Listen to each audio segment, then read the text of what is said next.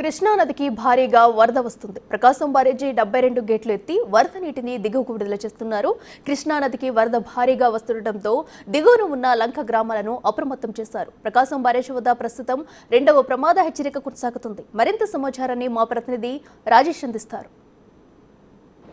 ప్రకాశం బ్యారేజీకి వరద ప్రవాహం కొనసాగుతుంది. ప్రస్తుతం నేను సీతానగరం వద్ద ఉన్నాను. ప్రస్తుతం ప్రకాశం బ్యారేజీకి వస్తున్నటువంటి వరదకి సంబంధించినటువంటి తాజా దృశ్యాలు మీరు చూడొచ్చు. దాదాపు 6,81,000 క్యూసెక్కులు ప్రస్తుతం వరద వస్తున్నట్టుగా అధికారులు చెప్తూ ఉన్నారు. అయితే ఉదయం 10 గంటలకు ఇచ్చినటువంటి అప్డేట్ ప్రకారం 10 గంటలు ఆ ప్రాంతంలో 10:30కి 6,86,000 క్యూసెక్కులు ఉంటే ఒక 5,000 క్యూసెక్కులు తగ్గి ప్రస్తుతం 6,81,000 క్యూసెక్కుల వరద ప్రవాహం ఉన్నట్టు చెప్తున్నారు. ఉదయం 10 గంటల వరకు కూడా ప్రవాహం పెరుగుతూ వచ్చింది. 10:30 తర్వాత ఒక 5,000 క్యూసెక్కుల వరద ప్రవాహం తగ్గిందని అధికారులు అయితే ఇచ్చిన డేటా ప్రకారం తెలుస్తుంది. ఒకసారి చూడొచ్చు ప్రకాశం బ్యారేజ్ నుండి దిగువకి ఏ విధంగా కృష్ణమ్మ పరవళ్ళు తొక్కుకుంటూ వెళుతుందో మనం విజువల్స్లో చూడొచ్చు. పూర్తిగా దాదాపు అంటే నిన్నటి నుంచి కూడా వరద ప్రవాహం కొనసాగుతున్న నేపథ్యంలో 72 గేట్లన్నీ కూడా వదిలి వాటర్ అంతా కూడా దిగువకు విడుదల చేస్తున్నటువంటి పరిస్థితి. ఇటువైపు రైల్వే బ్రిడ్జిని కూడా మనం చూడొచ్చు. విజయవాడ ప్రకాశం బ్యారేజీ అదేవిధంగా రైల్వే బ్రిడ్జికి సంబంధించినటువంటి దృశ్యాలు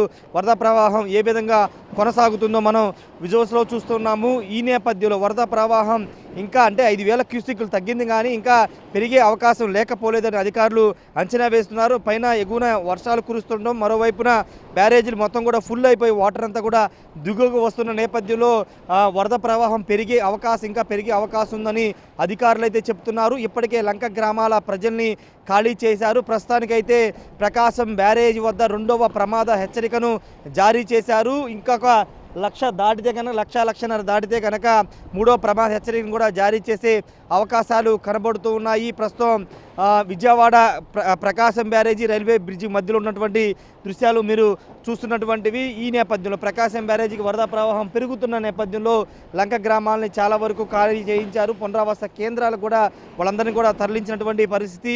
మరోవైపు ఇక్కడ ప్రకాశం బ్యారేజీ వద్ద ఇప్పటికే 2వ ప్రమాద హెచ్చరిక జారీ చేసిన నేపథ్యంలో ఎవరు కూడా అంటే ప్రకాశం బ్యారేజీ దిగు ఉన్నటువంటి ప్రజలు ఎవరు కూడా వేటకు వెళ్ళవద్దు, నదిలోకి రావద్దంటూ కూడా చెబుతున్నారు. లంక గ్రామాల్లోకి వెళ్లే ప్రయత్నాలు కూడా నాటు బోట్లను ఉపయోగించి ప్రయాణం చేయొద్దని కూడా అధికారులు అయితే చెబుతున్నటువంటి సిచ్యువేషన్ కనబడుతుంది. మరోవైపు అటు తోట్లబల్లూరు అటు మొత్తం కింద గ్రామాలకు సంబంధించినటువంటి లంక గ్రామాల్లోకి వరద నీరంతా కూడా చేరుకున్నట్టు అధికారులు చెబుతున్నారు. అక్కడ లంక గ్రామాల్లో ఉన్న పొలాలన్నీ కూడా ప్రస్తుతం నీట మునిగినటువంటి సిచ్యువేషన్.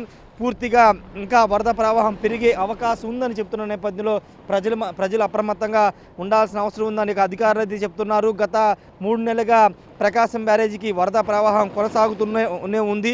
ఇప్పటికే ఈ ప్రకాశం బ్యారేజీకి వస్తున్నటువంటి హెవీ వరదకు సంబంధించినటువంటి విషయంలో ముఖ్యమంత్రి చంద్రబాబు నాయుడు రాత్రి అధికారులతో రివ్యూ చేశారు. అటు గోదావరి కృష్ణానదికి వరద ప్రవాహం నేపథ్యంలో తీసుకోవాల్సిన చర్యలపైన కలెక్టర్లు రెవెన్యూ అధికారులతో ముఖ్యమంత్రి మాట్లాడారు. అలర్ట్గా ఉండాలని ఆదేశాలు జారీ చేశారు. ముఖ్యంగా ప్రకాశం బ్యారేజ్ ఎగురున్నటువంటి ఇబ్రహీంపట్నం ఫెర్రీ ప్రాంతాలతో పాటు దిగువ ఉన్నటువంటి లంక గ్రామాల ప్రజల్ని సురక్షిత ప్రాంతాలకు తరలించాలని కూడా ఆదేశాలు జారీ చేయడం జరిగింది. పూర్తిగా ఇంకా అంటే దాదాపుగా వాస్తవంగా 7 లక్షల క్యూసెక్కులు దాటుతుందనుకున్నారు. కానీ ఒక గంట ముందు 5,000 క్యూసెక్కులు తగ్గి ప్రస్తుతానికి 6,81,000 క్యూసెక్కులతో ఇన్ఫ్లో అయితే కనబడుతున్నటువంటి సిచ్యువేషన్ అయితే కనబడుతుంది. దాదాపు 5,67,000 క్యూసెక్కుల వరదని అవుట్లోగా బయటకు అయితే పంపిస్తున్నారు. 13,000 క్యూసెక్కుల్ని కెనాల్స్ ద్వారా విడుదల చేసినటువంటి సిచ్యువేషన్ మనం చూడొచ్చు. పూర్తిగా ప్రకాశం బ్యారేజీకి సంబంధించిన విషయంలో కానీ దిగు ఉన్నటువంటి గ్రామాల ప్రజలు ఇప్పటికీ అలర్ట్ అయినటువంటి నేపథ్యం చూస్తున్నాం. మరోవైపు దివిసీమ ప్రాంతానికి సంబంధించినటువంటి అంటే ప్రకాశం బ్యారేజీ నుంచి వచ్చే వాటర్ అంతా కూడా దివిసీమ ప్రాంతంలో సముద్రంలో కలుస్తుంది. ఇప్పటికే దివిసీమలోని ఆక్విడేట్ కూడా దాదాపు మునిగిపోయే స్టేజ్కి వచ్చింది. అదేవిధంగా కింద ఉన్నటువంటి ఎడ్లంక గ్రామాల్లో కొన్ని ఇల్లు కూడా నదీ ప్రవాహానికి ఒక ఇల్లు కూడా ఎడ్లంక గ్రామంలో ఇల్లు కూడా కొట్టుకుపోయినటువంటి దృశ్యాలు మనం చూస్తున్నటువంటి కనబడుతుంది. ఎందుకంటే ఎడ్లంక అనేది కృష్ణానది ఆనుకున్న గ్రామం. ఆ గ్రామం ఇప్పటికే కోతకు గురై వరద ప్రవాహం వచ్చినప్పుడల్లా కోతకు గురై చాలా ఇళ్ళు అదేవిధంగా అక్కడ కోతకు గురై నదిలో కలిసిపోయినటువంటి పరిస్థితి. ఈ నేపథ్యంలో ఈరోజు తెల్లవారుజామున కూడా ఒక ఇల్లు నదీ ప్రవాహానికి కోతకు గురై పడిపోయినటువంటి పరిస్థితి కనబడుతుంది. కాబట్టి దివిసీమ ప్రాంతంలో కూడా ప్రజలంతా కూడా అప్రమత్తంగా ఉండాలని అధికారులు చెబుతున్నారు. కొన్ని గ్రామాలను కూడా ఇప్పటికే ఖాళీ అయితే చేశారు.